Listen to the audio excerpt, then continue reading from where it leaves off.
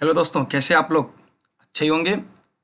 स्वागत है आपका हमारे YouTube channel learning with Durgesh में।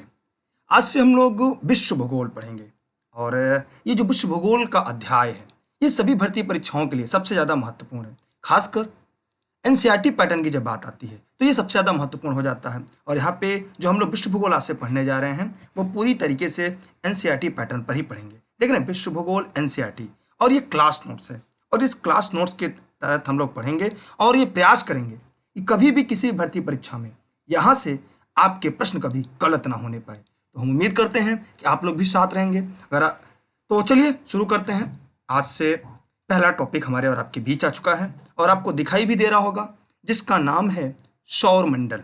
क्या है? सौरमंडल। तो हम आपको तो दिखाते रहे, लेकिन बाद में जब हम इसकी व्याख्या करेंगे तो हम अन्य महत्वपूर्ण तथ्यों को लेकर हम बात करेंगे। तो जो सबसे पहले अगर हम यहाँ पे देखें, यहाँ पे आपके लिए एक छोटा सा शब्दावली आया है जिसका नाम है सौरमंडल। तो प्रश्न उठता है, सौरमंडल किसे कहते हैं? इसे अंग्रेजी में हम सोलर सिस्टम कहते हैं। देखिए, क्योंकि एनसीईआरटी डेटा है, हमें एनसीईआरटी के आधार पर ही पढ़ना है, तब भी हम ये प्रयास करेंगे कि आपको अन्य महत्वपूर्ण चीज़ों को बता दिया जाए। ये हो जाता है आपका सोलर सिस्टम, जिसे हम सौरमंडल कहते हैं। हमारे सौरमंडल में कुल 8 ग्रह हैं। हमारे सौरमंडल में कुल कितने ग्रह हैं? 8 ग्रह हैं और अनेक उपग्रह हैं। ये तो आपको पता ही है। अब ये प्रश्न उठता है कि सौरमंडल का जनक किसे कहते हैं? तो याद रखिएगा, निहारिका को सौरमंडल का जनक कहते हैं। लिखते चलिएगा साथ में, निहारिका को सौरमंडल का जनक कहते हैं। क्या कहते हैं? निहारिका को सौरमंडल का जनक कहा जाता है। और अगर हम सौरमंडल की बात करें तो जो सौरमंडल हमारा है उसमें सूर्य जो तारा है, उसके साथ साथ 8 ग्रह हैं। सूर्य के साथ क्या है? 8 ग्रह हैं।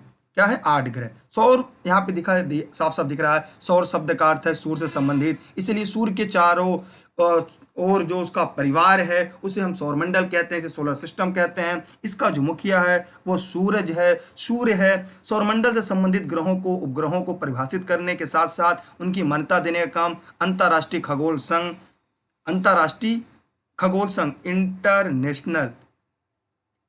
इंटरनेशनल एस्ट्रोनॉमी यूनिट करता है। ठीक है, अंतर्राष्ट्रीय संघ इंटरनेशनल एस्ट्रोनॉमी यूनियन ए। ठीक है, तो अभी इसके बारे में हम लोग और तथ्य से पूरी तरीके से इस पर चर्चा करेंगे, इस पे बातों को लेकर चलेंगे। तो यहाँ पे हम अभी देखेंगे, इसमें ग्रह होते हैं, क्षुद्र ग्रह होते हैं, इन सभी को मिलाकर हमारा सौरमंडल बनता है। चलिए फटाफट आप लोग कॉपी कलम भी लेकर बैठे रहिएगा, साथ में लेक्चर सुन लेंगे। तो मैं उम्मीद करता हूँ सारे कॉन्सेप्ट आपके क्लियर हो।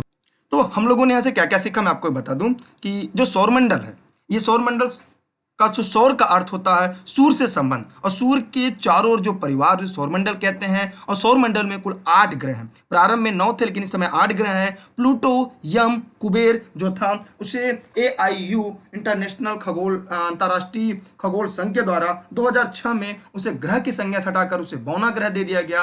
अब हमारे यहाँ कुल ग्रहों की संख्या 8 है और इसका मुखिया सूर्य है और सूर्य के चारों तरफ ये घूमते रहते हैं। और जो हमारा सौरमंडल है इसकी जो जनक है कौन है? निहारिका है। ये सारा चीजें एनसीईआरटी के डेटा है, पूरा एनसीईआरटी के आधार पर हमारे आपको सामने हम अपने आप को तथ्य रख रहे हैं। ठीक है, अगर आप चाहते इसकी स्क्रीनशॉट ले लें और हम आगे बढ़ते हैं। इसमें देखेंगे अगला टॉपिक आपको थोड़ा सा दिखाई दे रहा होगा, ग्रह का। क्या दिख रहा होगा आपको? ग्रह। तो आइए ग्रह के बारे में हम लोग बात करते हैं कि ग्रह क्या है। हाँ, और आप कॉपी कलम भी ले रही है, इसके साथ साथ भी हम आगे भी बताएंगे। ग्रह देखिए, ग्रह को हम प्लेनेट कहते हैं। ग्रह कहते हैं प्लेनेट। अगर इसकी हम डिफिनीशन जाने तो आपको आम्बोलचाल की भाषा में ग्रह वे आकाशीय पिंड होते हैं। ग्रह वे आकाशीय पिंड होते हैं जिनके पास न खुद की ऊष्मा होती है न खुद का प्रकाश होता है। यह अपने साथी जो तारा होता है उसी से प्रकाशित होते हैं और उसी का चक्कर लगाते हैं। ठीक है, इनका आकार जो तारे होते हैं उनके अपेक्षा छोटे होते हैं। इनका घनत्व अधिक होता है, ये ठोस या द्रव अवस्था मिलते हैं। कुछ ग्रहों का घनत्व कम होता है, कुछ का ज्यादा होता है। ये बड़े दिखाई देते हैं क्योंकि पृथ्वी के समीप है, इसलिए हमें क्या होता है, ये पृथ्वी के समीप है ग्रह, इसलिए हमें बड़े दिखाई देते हैं। और ये सभी ग्रह जो हैं ये अपने तारों की परिक्रमा करते हैं। और जैसे पृथ्वी भी हमारा एक ग्रह है, तो किसकी परिक्रमा करता है? ये सूर्य की परिक्रमा करता है। ग्रह को कई रात लगाकर देखने पर तारा समूह में उसकी स्थिति बदलती रहती है। इसके बारे में अन्य बहुत सारे तथ्य हैं जो हमारे और आपके बीच हैं। उन सभी तथ्यों को पढ़ेंगे, जानेंगे, समझेंगे और प्रयास करेंगे कि परीक्षा में प्रश्न गलत ना हो। ग्रहों को अंग्रेजी में प्लेनेट कहते हैं। प्लेनेट ग्रीक भाषा, यूनानी भाषा में प्लेनेटाई से बना है, जिसका अर्थ होता है परिभ्रमक अर्थात चारों ओर घूमने वाला। परिभ्रमक अर्थात चारों ओर घूमने वाला। ग्रह ऐसे खगोलीय पिंड होते हैं जो सूर्य के चारों ओर, सूर्य कहिए या अपने तारे, सूर्य या तारा कोई भी कह सकते हैं, एक निश्चित दिशा में परिक्रमा करते हैं। इसके पास स्वयं का प्रकाश होता है लेकिन उष्मा नहीं होता। ध्यान दीजिएगा, उसके पास उष्मा नहीं होता, वो अपने साथी तारे की उष्मा से उष्मा ग्रहण करता है। ये तारों के प्रकाश से प्रकाशित होते हैं, इन्हें हम ग्रह कहते हैं। अगर हम अपने सौरमंडल की बात करें तो हमारे सौरमंडल में कुल 8 ग्रह हैं, जिनके नाम क्रमशः बुध, शुक्र, पृथ्वी, मंगल, बृहस्पति, शनि, अरुण और वरुण है। और जो 9वां ग्रह था उसे 2006 में यम, जिसका नाम था प्लूटो, कुबेर नाम से जाना जाता था, उसे ग्रह की श्रेणी से हटाकर उसे बौना ग्रह की श्रेणी दिया गया। क्यों? क्योंकि वह अपने चक्कर के अलावा वह दूसरे के चक्कर को काटता था। तो हमने एक ग्रह में देखा कि वह आकाशीय पिंड जो सूर्य के चारों ओर चक्कर लगाते हैं और उन्हीं से प्रकाशित होते हैं, किसी की कक्षा को प्रभावित नहीं करते हैं, उन्हें हम क्या कहते हैं? ग्रह कहते हैं। उन्हें क्या कहते हैं? हम ग्रह कहते हैं। इसकी स्क्रीनशॉट अगर आप चाहें तो ले लो। वैसे आपको ऑनलाइन क्लास अगर आपने ज्वाइन किया होगा तो आपको यहाँ से फिलहाल नोट्स मिल गए होंगे, तो उसलिए उसकी अब कोई दिक्कत नहीं होगी आपको। अब आगे देखते हैं उपग्रह। देखिए उपग्रह क्या है, एक बड़ा कॉन्सेप्ट है। यहाँ पे उपग्रह को आपको अच्छे से पढ़ना पड़ेगा, अच्छे से समझना पड़ेगा, क्योंकि उपग्रह एक ऐसा टॉपिक है जहाँ से प्रायः परीक्षाओं में प्रश्न आते हैं। उपग्रह क्या है? उपग्रह खगोलीय पिंड है। उपग्रह क्या है? एक खगोलीय पिंड है जो ग्रहों के जो ग्रह होते हैं उनके चारों ओर परिभ्रमण करता है, उनके चारों चक्कर लगा। जैसे भी हम लोगों ने क्या देखा कि जो ग्रह होते थे वो तारों के चक्कर लगाते थे, लेकिन जो उपग्रह होते हैं जिन्हें सैटेलाइट कहते हैं, इन्हें हम सैटेलाइट कहते हैं, ये किसके चारों तरफ चक्कर लगाते हैं? ये अपने साथी ग्रह के चारों ओर चक्कर लगाते हैं। उपग्रह के पास भी स्वयं का प्रकाश नहीं होता। जो उपग्रह होते हैं इनके पास भी स्वयं का प्रकाश नहीं होता। सौरमंडल में लगभग 100 से अधिक उपग्रह, जो सौरमंडल हमारा है उसमें 100 से अधिक उपग्रह हैं। उपग्रह 2 प्रकार के होते हैं, एक तो होते हैं प्राकृतिक उपग्रह तथा कृत्रिम उपग्रह। ग्रह भी क्या होते हैं? 2 प्रकार के होते हैं, एक होता है प्राकृतिक उपग्रह, दूसरा होता है कृत्रिम उपग्रह। देखिए प्राकृतिक उपग्रह क्या होता है? जो स्वतः सौरमंडल की उत्पत्ति जो निहारिका से हुई थी उसके जन्म के समय जो हमारा उपग्रह आया था उन्हें हम प्राकृतिक उपग्रह, नेचुरल सैटेलाइट कहते हैं। और ये कृत्रिम उपग्रह होते हैं जिन्हें मानव अपने उद्देश्यों की पूर्ति करने के लिए अपने पृथ्वी के अन्य ग्रहों की कक्षा में स्थापित करता है, उसे हम कृत्रिम उपग्रह कहते हैं। प्राकृतिक उपग्रह वे होते हैं जो सूर्य के चारों परिक्रमा करते हैं। कृत्रिम उपग्रह वे होते हैं जो पृथ्वी के धरातल से एक निश्चित उद्देश्य से मानव द्वारा भेजे गए होते हैं। मतलब एक लाइन में समझिएगा, जो मानव उद्देश्य को पूर्ति करने के लिए जो ग्रहों के चारों तरफ चक्कर लगाते हैं उन्हें प्राकृतिक उपग्रह कहते हैं। ठीक है। और जो सूर्य के चारों तरफ चक्कर लगाते हैं, मतलब अपने ग्रह का चक्कर लगाते हैं, ग्रह सूर्य का चक्कर लगाते हैं, तो उन्हें हम क्या कहते हैं? उन्हें हम एक लाइन में कहते हैं, उन्हें हम प्राकृतिक उपग्रह कहते हैं। जैसे चंद्रमा क्या है? चंद्रमा जो है वह पृथ्वी का, चंद्रमा जो है हमारा वो पृथ्वी का एकमात्र प्राकृतिक उपग्रह है। वो क्या करता है? वो तो पहले पृथ्वी का चक्कर लगाता है और पृथ्वी क्या सूर्य का चक्कर पूरा कर लेती है। इस प्रकार वह सूर्य का भी चक्कर पूरा कर लेती है अप्रत्यक्ष रूप से। अगर हम उपग्रह के बारे में कुछ बातें जाने तो यहाँ पे हम देखेंगे कि उपग्रह वे आकाशीय पिंड होते हैं जिनके पास न खुद उष्मा होती है न खुद का प्रकाश होता है। ये अपने मातृ गृह की परिक्रमा करते हैं तथा साथ ही सूर्य की परिक्रमा भी करते हैं।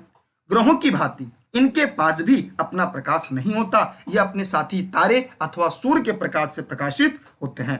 और अगर हम देखेंगे तो जो ग्रह की भांति होते हैं उपग्रह भी ऐसे होते हैं, वो भ्रमण पथ जो होता है उनका अंडाकार होता है। बुध और शुक्र ग्रह के पास अपना कोई उपग्रह नहीं है। पृथ्वी का एकमात्र उपग्रह चंद्रमा है। सर्वाधिक उपग्रहों वाला ग्रह जो हमारा बृहस्पति है। इन सभी के बारे में हम लोग अभी आगे एक एक करके चर्चा करेंगे। ठीक है, तब तक आगे बढ़ते हैं। आप चाहे तो इसकी स्क्रीनशॉट ले सकते हैं। वैसे आपके पास ऑनलाइन अगर आपने कोर्स ज्वाइन किया होगा तो आप सभी को इसके नोट्स मिल गए होंगे। ठीक है, आगे बढ़ते हैं हम लोग इसके अन्य तथ्यों की तरफ हम चर्चा करते रहते हैं। और अब अगला टॉपिक आपका आ रहा, छोटा सा आ रहा है तारा। आइए तारा को पहले हम लोग पढ़ लेते हैं। तारा किसे कहते हैं? देखिए अगर तारे की हम बात करते हैं तो तारा क्या होता है? इसको स्टार कहते हैं। ये तो आप पहले से बचपन से पढ़ते आ रहे हैं। तारा गैसों से बने होते हैं। इनके पास स्वयं की उष्मा तथा प्रकाश होती है। ये मोस्ट इंपॉर्टेंट है। जो तारे होते हैं इनके पास स्वयं की उष्मा होती है, स्वयं का प्रकाश होता है, जिससे वे बड़ी मात्रा में उत्सर्जित करते हैं। ये ऐसे खगोलीय पिंड होते हैं जो आकार में बड़े और गर्म होते हैं। ये ऐसे खगोलीय पिंड होते हैं जो आकार में बहुत बड़े होते हैं और साथ ही साथ गर्म भी होते हैं। सूर्य भी हमारा क्या एक तारा है जो सौरमंडल के केंद्र में स्थित है। सूर्य के सतह पर हीलियम व हाइड्रोजन के प्रमुख गैसें पाई जाती हैं। ये आपको पता होना चाहिए, यहाँ पे हीलियम और हाइड्रोजन मिलता है। सूर्य के सतह का जो तापमान है वो 6000 डिग्री सेल्सियस है। रात के समय चमकते हुए अनगिनत तारे सूर्य के समान ही है, लेकिन ये अत्यधिक दूर होने के कारण छोटे दिखाई देते हैं। भैया इतने दूर हैं, ये कैसे दिखाई देते हैं? ये हम सबको छोटे दिखाई देते हैं। ठीक है, तो आगे हम लोग देखेंगे क्योंकि एनसीईआरटी पैटर्न पे हम लोग पढ़ा रहे, पूरा एनसीईआरटी का ही नोट्स है। तो यहाँ पे हमने देखा कि रात के समय चमकते हुए अनगिनत तारे सूर्य के समान दिखाई देते हैं, लेकिन अत्यधिक दूर होते हैं। सूर्य के नजदीक प्रमुख तारे देखा जाए तो प्रॉक्सिमा सेंचुरी है। अगर पृथ्वी के बाद अगर देखा जाए कि सबसे नजदीक तारा क्या है, पहले सूर्य है, सूर्य के बाद प्रॉक्सिमा सेंचुरी, फिर अल्फा सेंचुरी के नाम से जाना जाता है। अब अगर हम तारों के बारे में अन्य कोई बातें अगर आपको बताएं तो अगर हो सकता है कि परीक्षा के दृष्टिकोण से जो महत्वपूर्ण हो आपको, तो उनके बारे में देख लें। देखिए, जो तारा होता है, तारा के बारे में अगर आप जानना चाहें तो मैं कई बातें आपको बताऊंगा कि तारा में जो रंग होता है, तारों का जो रंग होता है, उससे जिसका तापमान होता है, तापमान से उसका रंग और रंग से उसकी आयु पता चलती है। यह बात आप लोग जानते रहिएगा, क्योंकि यहां से आप सभी को बहुत कुछ जानने को, सीखने को मिलेगा। ठीक है, क्योंकि तारा क्या है, तारा किसे कहते हैं, तारा की उत्पत्ति कैसे होती है, ये बहुत ही बड़ा और एक लंबा कॉन्सेप्ट है, लेकिन फिर भी आप लोग को यह जानना चाहिए। अगर हम लोग तारों का जीवन चक्र देखें तो तारा जो होता है ये प्रकाशमान, प्रकाश उत्पन्न करने वाला खगोलीय पिंड को तारा कहते हैं। तारा के बारे में हम लोगों ने देख लिया। ठीक है, आकाशगंगा की तीसरी भुजा में हाइड्रोजन के बादल बनने शुरू हो जाते हैं, जिन्हें स्टेनर नेबुला के नाम से भी जाना जाता है। और अच्छा, एक बात आप लोग को है, तो अगर आप कॉपी कलम लेकर बैठे हो तो साथ में लिखते भी चलिएगा। देखिए, जो तारा होता है, जैसे जब स्टेलर नेबुला काफी बड़ा हो जाता है तो उसमें परस्पर गुरुत्वाकर्षण कारण सिकुड़ने लगता है, जिसे आदि तारा कहा जाता है। आदि तारे का जो केंद्र होता है काफी सघन होता है, इसे भ्रूण तारा भी कहा जाता है। ये बहुत कुछ ऐसी चीजें जो आपको धीरे धीरे समझना है, क्योंकि आपको एनसीईआरटी डेटा पढ़ना है, इसलिए हम कुछ चीजें आपको न बताकर सीधा कॉन्सेप्ट की तरफ लेकर चलेंगे, ताकि आपको ज्यादा समस्या न हो, खासकर पढ़ने से लेकर समझने के लेकर। जी हाँ, देखिए, एक पल्सर आता है, न्यूट्रॉन तारा को हम पल्सर कहते हैं। न्यूट्रॉन जो तारा होता है ये सुपरनोवा विस्फोट के बाद होते हैं। ऐसे बहुत सारे ऐसे टॉपिक हैं जो आपको पढ़ना है, लेकिन आगे हम लोग इसको पढ़ेंगे एक एक करके। यहीं पर अगर हम लोग पढ़ लेंगे थोड़ी सी समस्या हो जाएगी। अगर यहाँ पे हम सूर्य की बात करें, सूर्य भी आगे एक टॉपिक हमें पढ़ना है, तो वहाँ पे हम लोग सूर्य को अच्छे से पढ़ेंगे और हम ये देखेंगे कि सूर्य में क्या सी चीज़ें हैं जो हमारे परीक्षा में बार बार पूछी जाती हैं, लेकिन अभी उसकी जरूरत नहीं पड़ेगी, उसकी जरूरत अभी आगे पड़ेगी। ठीक है, तो यहाँ पे हम लोगों ने तारे किसके बारे में देख लिया कि तारे के पास खुद की ऊष्मा होती है, खुद का प्रकाश होता है, ये इसमें हीलियम और हाइड्रोजन होता है, और हाइड्रोजन टूटकर हीलियम में जाते हैं। और सूर्य में देखा जाए तो नाभिकीय संलयन की प्रक्रिया होती है, और इनका जो सूर्य के सतह का तापमान 6000 डिग्री सेल्सियस है। तो इस सभी तथ्यों को हम लोगों ने देख लिया है, पढ़ लिया है। अब हम लोग प्रयास करेंगे कुछ इसके बाद कुछ अन्य तथ्यों को भी पढ़ा जाए। ठीक है, तो फटाफट आप लोग नोट्स भी तो आपके पास होगा, लेकिन इसके लेक्चर को भी सुनते चलिएगा। अगला आपके पास आता है नक्षत्र मंडल। शायद आपको दिखाई दे रहा होगा, ये नक्षत्र मंडल क्या है। तो आप लोग पहले कमेंट करके बताएं, क्या आप लोग को नक्षत्र मंडल पता है कि नक्षत्र मंडल किसे कहते हैं? अगर पता है तो जल्दी से बताइएगा, नहीं पता है तो हम आपको बताएंगे कि नक्षत्र मंडल क्या होता है, नक्षत्र मंडल किसे कहते हैं। फटाफट बताइएगा कमेंट करके, जितने लोग वीडियो को लाइव देख रहे हैं फटाफट कमेंट करिए, कमेंट करके बताइए क्या आपको नक्षत्र मंडल पता है।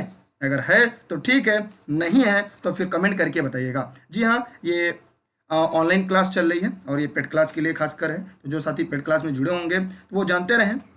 वैसे यहाँ पे देखिएगा, रात्रि में आसमान में विभिन्न तारों के समूह द्वारा बनाई गई जो विविध आकृतियों को हम नक्षत्र मंडल कहते हैं।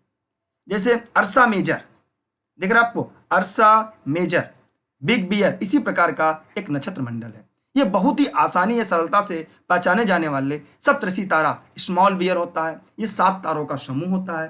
प्राचीन काल में दिशा के निर्धारण के समय रात्रि के समय तारों की सहायता से करते थे। जैसे उत्तरी तारा उत्तर दिशा की ओर ज्ञात कराता है, उत्तर दिशा बताता है, इसे ध्रुव तारा कहते हैं। अरे ध्रुव तारे के बारे में आपको एक बात जानते रहना होगा, कई बार परीक्षा में पूछा जा चुका है कि जो ध्रुव तारा होता है यह उत्तर दिशा का घोतक होता है। यह पूछा जाता है कि जो ध्रुव तारा होता है वह किस दिशा का घोतक होता है। तो आपको जानना चाहिए कि जो ध्रुव तारा होता है ये उत्तर दिशा का घोतक होता है। ये क्या बताता है? ये उत्तर दिशा की ओर इंगित करता है या उत्तर दिशा को ये बताता है। ये चीज़ें आपको पता होनी चाहिए, चीज़ें आपको जानते रहना चाहिए, क्योंकि भविष्य में ऐसे प्रश्न पूछा जाता है। क्योंकि खासकर जो मैं आपको पढ़ा रहा हूँ एनसीईआरटी का पैटर्न, एनसीईआरटी डेटा है, तो वहाँ पे पूछा है कि राम खो जाता है रात में, वह जगह जाने लगता है, फिर समझ में नहीं आता वो कहाँ जा रहा है, तो वह उत्तर ध्रुव तारे की तरफ बढ़ता जाता है। तो किस दिशा में बढ़ रहा है? तो उत्तर दिशा में बढ़ रहा है।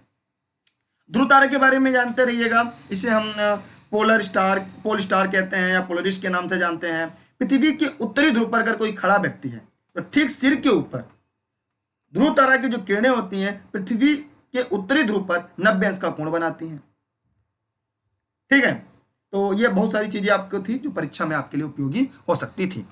आगे बढ़ते हैं हम इसके अन्य तथ्य की तरफ, क्योंकि हमारा उद्देश्य नोट्स के अलावा भी इतर चीजें भी हम आपको बताते चले जो प्रायः पूछा जाता है। अब हम जो पढ़ने जा रहे हैं इसका जो टॉपिक है वो उसका नाम है और कक्षा, या इसे ऑर्बिट कहते हैं। कक्षा सौरमंडल के सभी 8 ग्रह एक निश्चित पथ पर सूर्य का चक्कर लगाते हैं। यह पथ दीर्घवृत्ताकार है। यह प्रश्न कई बार परीक्षा में पूछा गया है कि सूर्य जिस पथ पर चक्कर लगाता है वो पथ कैसा है? वो पथ है दीर्घवृत्ताकार। जी है, कैसा है? दीर्घवृत्ताकार होता है। यही दीर्घवृत्ताकार पथ ही एक कक्षा होती है जिसे हम ऑर्बिट के नाम से जानते हैं। क्या कहते हैं? ऑर्बिट कहते हैं। अभी हम डायग्राम दिखाकर आपको सभी स्पष्ट करेंगे, सारी चीजें एक एक करके सभी तथ्यों को बताएंगे, समझाएंगे। अगला आता है एक क्षुद्र ग्रह, इसे हम एस्ट्रोनॉट बेल्ट कहते हैं। अभी इसको हम बता भी दे रहे हैं, आगे जब इसको पढ़ाएंगे तो हम इसको और अच्छे तरीके से डायग्राम में दिखाकर समझाकर आपको बताएंगे ये क्या होता है, कहाँ होता है, इसका उपयोग क्या होता है, ये कैसे बना है, इन सभी के बारे में हम आपको एक एक करके सभी तथ्यों को बताएंगे। ठीक है, लेकिन यहाँ पे हम क्षुद्र ग्रह को थोड़ा सा आपको बताना जरूर चाहेंगे, क्योंकि परीक्षा में यहाँ से प्रायः प्रश्न आता है। देखिए, तारों के ग्रह एवं उपग्रहों के अतिरिक्त असंख्य छोटे पिंड भी सूर्य के चारों ओर चक्कर लगाते हैं। इन पिंडों को क्षुद्र ग्रह कहते हैं। इसे एस्ट्रोनॉट बेल्ट कहा जाता है। ये जो क्षुद्र ग्रह है ये ग्रह के ही भाग होते हैं या ग्रहों से टूटकर अलग हुए हैं। समांतर क्षुद्र ग्रह मंगल और बृहस्पति कक्षा के बीच पाया जाता है। मोस्ट इंपॉर्टेंट, वैसे मैं आगे इसके डायग्राम दिखाकर भी आपको पढ़ाऊंगा, लेकिन आप इतना ही जानते रहिएगा कि जो क्षुद्र ग्रह की पट्टी होती है ये मंगल ग्रह और बृहस्पति ग्रह के बीच पाई जाती है। कहाँ पाई जाती है? मंगल और बृहस्पति ग्रहों के बीच पाई जाती है। इसलिए इस बात को आप जानते रहिएगा।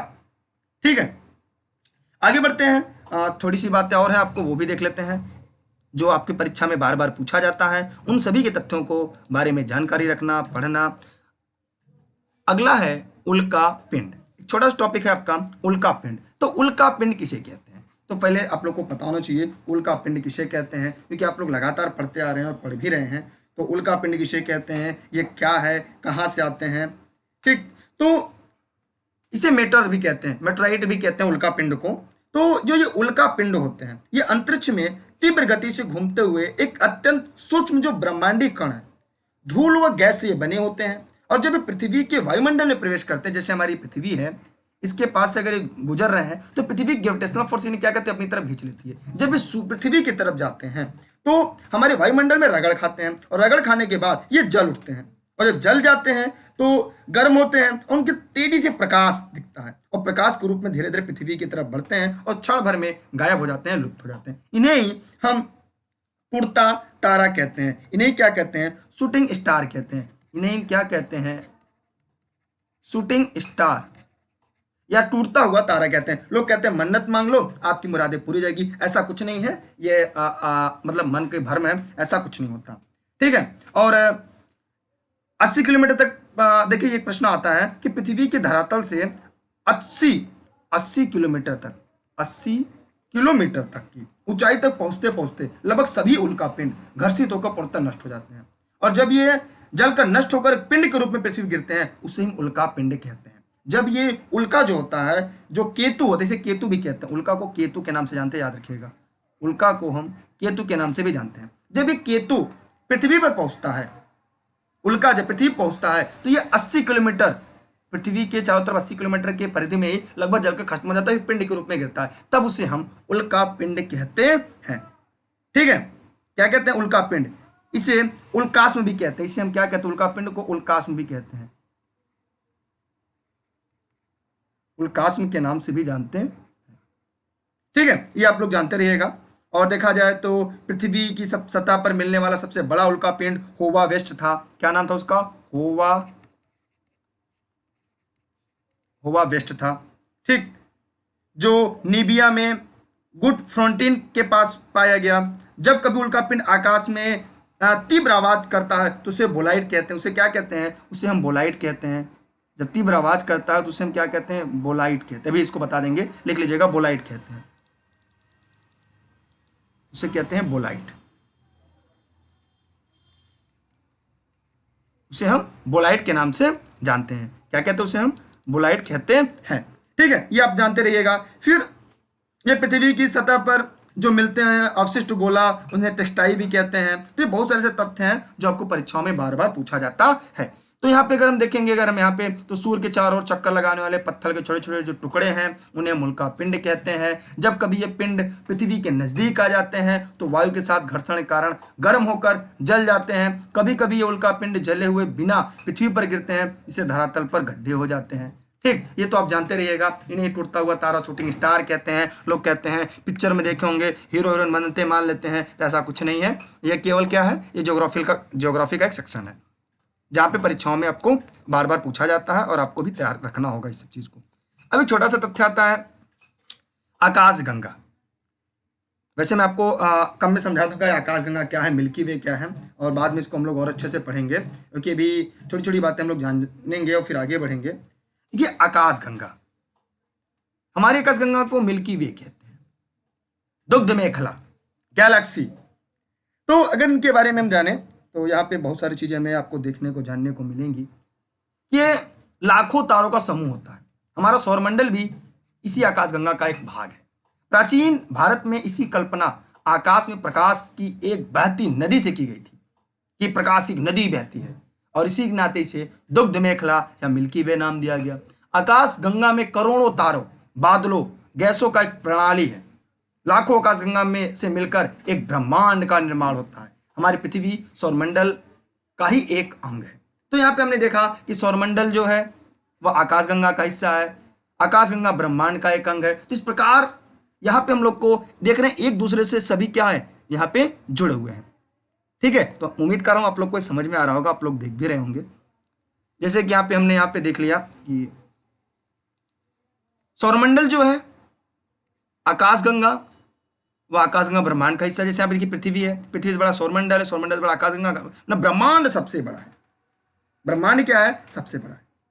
प्रारंभ में जो ब्रह्मांड में ऊर्जा व पदार्थ का वितरण समान नहीं था, घनत्व में भिन्नताएं आई, इसके परिणाम स्वरूप पदार्थ एक जगह होने लगे और फिर उनसे असंख्य तारे, एक आकाशगंगा बना, उसमें असंख्य तारों का समूह आया। आकाशगंगा का विस्तार अधिक होता गया, उसकी दूरी हजारों प्रकाश वर्ष मापी गई। जो प्रकाश वर्ष है दूरी का मात्रक होता है। अगर हम मंदाकिनी की बात करें तो आकाशगंगा जिसमें सौर परिवार, सूर्य, पृथ्वी, ग्रह उपग्रह रहते हैं, उसे मंदाकिनी कहते हैं। 24 आकाशगंगाओं का एक बृहद पुंज है। मंदाकिनी आकाशगंगा का एक सर्पिल है। मंदाकिनी का वह भाग जो पृथ्वी से एक प्रकाश सरिता, एक दुग्ध की तरह, एक नदी की तरह बहता है, उसे दुग्ध मेखला या मिल्की वे के नाम से जानते हैं। तो बहुत सारे ऐसे कॉन्सेप्ट है जो आपको परीक्षाओं में यहाँ से बार बार पूछे जाते हैं, जो आपको पढ़ना है। ठीक, आगे देखते हम लोग यहाँ आगे क्या पढ़ना है, क्योंकि हम लोग एनसीईआरटी के आधार पर ये पूरी नोट्स पढ़ रहे हैं। अच्छा, यहाँ पे विभिन्न प्रकार के ग्रह पढ़ने हैं और इन ग्रहों के बारे में हम लोग को एक एक बातें जाननी है। तो यहाँ पे हम लोग देख लेते हैं, विभिन्न प्रकार के ग्रह हैं। हमारे सौरमंडल में 8 ग्रह हैं। दूरी के अनुसार बुध, शुक्र, पृथ्वी, मंगल, बृहस्पति, शनि, अरुण, वरुण है। वर्ष 2006 में कुल 9 ग्रह थे। 9वां ग्रह प्लूटो को, जिसे अंतर्राष्ट्रीय खगोलीय संगठन ने बौना ग्रह कहा और उसे हटा दिया गया। अच्छा, बौना ग्रह क्या है ये आप जान लीजिए पहले।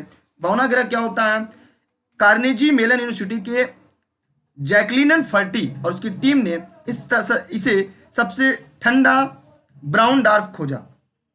ठीक है, तो ब्राउन डार्फ जो होता है, मतलब इसे हम जी हाँ, ड्वार्फ प्लेनेट कहते हैं, माने बौना ग्रह की इसे संज्ञा दी जाती है। इसके बारे में हम लोग आगे पढ़ेंगे, जब एक ग्रह को पढ़ेंगे तो वहाँ पे हम इन सभी के बारे में कि तथ्य क्या है, कब हुआ, कैसे इसकी बैठक हुई, प्लूटो के साथ साथ और किस ग्रह को कहा गया, तो ये सभी पूरा जो हम लोग पढ़ते हैं ये पूरी तरह से एनसीईआरटी का है। ये सभी एनसीईआरटी के आंकड़े हैं जो 6 to 12 से लेकर इसको तैयार किया गया है, खासकर आपकी भर्ती परीक्षा को लेकर। ठीक है, तो ऑनलाइन क्लास ज्वाइन करने के लिए आप 6306344367 पर व्हाट्सएप करके जान सकते हैं ऑनलाइन क्लास के लिए। फेसबुक पे अगर यूजर हैं तो ई लर्निंग विद दुर्गेश, और टेलीग्राम पे आप दुर्गेश सर सर्च करके आप ई लर्निंग विद दुर्गेश से जुड़ सकते हैं। अभी इसके बाद हम लोग जो आगे पढ़ेंगे वो डायग्राम के आधार पर पढ़ेंगे। जैसे मैं आपको बता दूं इसके बाद क्या जो हम लोग को इसके बाद हम लोग को इस डायग्राम के आधार पर पढ़ना है। डायग्राम के आधार पर पढ़ना है कैसे, आइए इसके बारे में आपको बता दूं। जो चीज़ें आज हम लोगों ने पढ़ी उन विषय पे हम लोग यहाँ पे छोटी सी चर्चा कर लेते हैं। ये सूर्य है, ठीक है, ये क्या है, हमारे पृथ्वी के सबसे नज़दीक का तारा है जिसे हम सूर्य कहते हैं। इसके बाद 8 ग्रह हैं जिन्हें हम बुध, शुक्र, पृथ्वी, मंगल, बृहस्पति, शनि, अरुण और वरुण के नाम से जानते हैं। और हमने देखा इन ग्रहों के बीच में, बुध और शुक्र ग्रहों के बीच में एस्ट्रोनॉइड बेल्ट है, इसे हम क्षुब्ध ग्रह की पट्टी कहते हैं। बाकी इनके बारे में आगे पढ़ेंगे। इसके बाद के जो तथ्य हैं वहाँ पे हम लोग पढ़ेंगे। इनके जो शुरुआत के जो ये 4 ग्रह हैं इन्हें आंतरिक ग्रह कहते हैं, इन्हें बाह्य ग्रह कहते हैं, इनकी क्या विशेषता है, दूरी के आधार पर इन सभी तथ्यों को एक एक करके पढ़ेंगे ताकि परीक्षा में यहाँ से कभी प्रश्न आपके गलत ना होने पाए और आप ज़्यादा स्कोर करें। हमारा और आपका सबसे बड़ा उद्देश्य होगा कि हमें और आपको परीक्षा में सबसे ज़्यादा और बेहतर स्कोर करना है। तो उम्मीद करते हैं ये टॉपिक, ये तथ्य आप लोग को समझ में आ रहा होगा। तो आप लोग ऑनलाइन क्लास से जुड़े रहिएगा। उसके लिए आप लोग 6306344367 पर व्हाट्सएप करके ऑनलाइन क्लास संबंधी जानकारी ले सकते हैं और टेलीग्राम पे दुर्गेश सर सर्च करके ई लर्निंग विद दुर्गेश से आप जुड़े रह सकते हैं। ठीक है, इसी के साथ हम आपसे एक सवाल पूछेंगे। उम्मीद करते हैं अगली वीडियो में आप सभी उस सवाल का जवाब देकर रखेंगे। आधुनिक भूगोल का जनक किसे कहते हैं? आधुनिक भूगोल का जनक किसे कहते हैं? ठीक है, तो फटाफट कमेंट करके आप लोग कल बताइएगा। और भूगोल का पिता किसे कहते हैं? भूगोल का पिता किसे कहते हैं और आधुनिक भूगोल का पिता किसे कहते हैं? ये दोनों प्रश्न का जवाब आप लोग कमेंट सेक्शन में जरूर दीजिएगा। जो लोग इस वीडियो को देख रहे हैं वो इसे लाइक और शेयर कर देंगे, सभी साथियों तक पहुंचा देंगे। ये पेड क्लास की क्लासेज आपकी स्टार्ट हो चुकी हैं, आप ऑनलाइन क्लास से जुड़ सकते हैं। नोट्स भी उपलब्ध हैं, जो नोट्स आपको होम डिलीवरी घर तक के जाएंगे। तो इस साथ सभी साथियों का बहुत बहुत धन्यवाद। क्रमशः इसी के साथ हम लोग क्लासेज पढ़ते रहेंगे और कोई दिक्कत या समस्या होगी कमेंट करके पूछ सकते हैं। बहुत बहुत धन्यवाद आप सभी साथी का। Best of luck. जय हिंद, जय भारत।